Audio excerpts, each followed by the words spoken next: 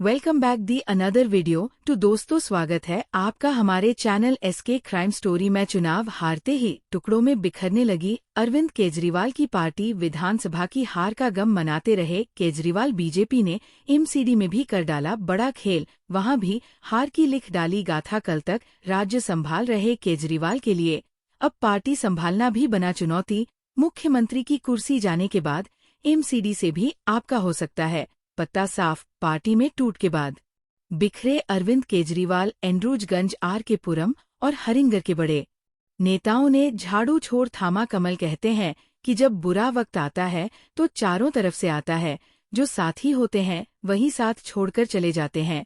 ऐसा ही कुछ हो रहा है दिल्ली में अरविंद केजरीवाल के साथ। दिल्ली के विधानसभा चुनाव में पहली बार केजरीवाल को हार मिली। लगातार चौथी बार सीएम बनने का सपना टूट गया। हार भी इतनी बुरी तरह मिली जिसकी उम्मीद नहीं थी, लेकिन अब पार्टी का टूटना भी शुरू हो गया है। जिन नेताओं पर केजरीवाल को भरोसा था, जिन्हें चुनाव लड़ने के लिए टिकट देते थे, आज वही नेता केजरीवाल की झाड़ू छोड़कर कमल थामने लग गए हैं। ऐसा लग रहा है मानो 11 साल से सत्ता का सुख भोग रही आम आदमी पार्टी के सबसे बुरे दिन शुरू हो गए हैं।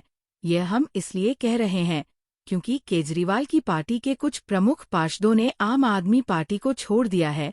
अप्रैल में एमसीडी महापौर का चुनाव होना है। ऐसे में पार्षदों के जाने से महापौर चुनाव में भी केजरीवाल को हार का मुंह देखना पड़ सकता है। दरअसल वीरेंद्र सचदेवा ने आम आदमी पार्टी पार्षदों को बीजेपी की सदस्यता दिलाई है। दिल्ली बीजेपी अध्यक्ष वीरेंद्र सचदेवा ने एंड्रूजगंज से आम आदमी पार्टी पार्षद अनिता बसोया, हरिंगर वार्ड नंबर 183 से पार्षद निखिल चरपा और आर के पुरम वार्ड से पार्षद धर्मवीर सिन्हा को बीजेपी की सदस्यता दिलवाई गई है। इस दौरान वीरेंद्र सचदेवा ने कहा कि ये सभी नेता बीजेपी के काम से प्रभावित हैं, इसी वजह से बीजेपी की विचारधारा के साथ जुड़े हैं। इस दौरान आम आदमी पार्टी के नई दिल्ली से जिला अध्यक्ष संदीप बसोया भी बीजेपी में शामिल हुए हैं।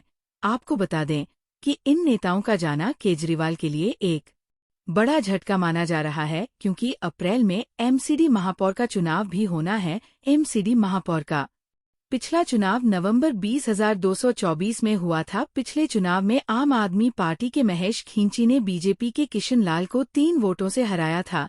उस समय 263 वोट डाले गए थे, जिसमें खींची को 133, किशन लाल को 130 वोट मिले थे, जबकि 2 वोट अवैध घोषित हुए थे। एमसीडी में कुल 250 पार्षद सीटें हैं, इसमें से 11 पार्षद अब सांसद और विधायक बन चुके हैं। अब कुल 239 पार्षद एमसीडी में बचे हुए हैं। आम आदमी पार्टी के पास 119, जबकि बीजेपी के पास 113 पार्षद है, जबकि कांग्रेस के पास केवल 7 पार्षद हैं। आम आदमी पार्टी के 3 पार्षदों के निकल जाने के बाद उनके पास केवल 116 बचे हैं। इस तरह अगर देखा जाए तो दोनों पार्टियों के बीच केवल 3 पार्षदों का अंतर रह जाता है। इसीलिए केजरीवाल को डर सता रहा है कि राज्य की सत्ता तो गवाही दी है, अब कहीं एमसीडी का कंट्रोल भी हाथ से निकल ना जाए और बीजेपी के पास ना चला जाए। इसके साथ ही आम आदमी पार्टी के कई और नेता भी अब पार्टी का साथ छोड़ सकते हैं। कहा जा रहा है कि कई बड़े नेता बीजेपी में शामिल होने की तैयारी कर रहे हैं, यानी कि अरविंद केजरीवाल का बुरा टाइम पूरी तरह से शुरू हो गया है। चारों तरफ से मुसीबतों ने उन्हें घेर लिया है, हर जगह उन्हें हार का मुंह देखना पड़ रहा है। कुछ दिन पहले तक उन्हें विपक्ष के सबसे बड़े नेताओं में गिना जा रहा था, लेकिन अब अपने ही राज्य की एमसीडी में सरकार बचाना भी उनके लिए मुश्किल होता जा रहा है। अब आपको क्या लगता है, क्या केजरीवाल अपनी पार्टी को संभाल पाएंगे? क्या अरविंद केजरीवाल आम आदमी पार्टी का वजूद बचाने में सफल हो पाएंगे? आप अपनी राय कमेंट बॉक्स में हमें जरूर बताएं।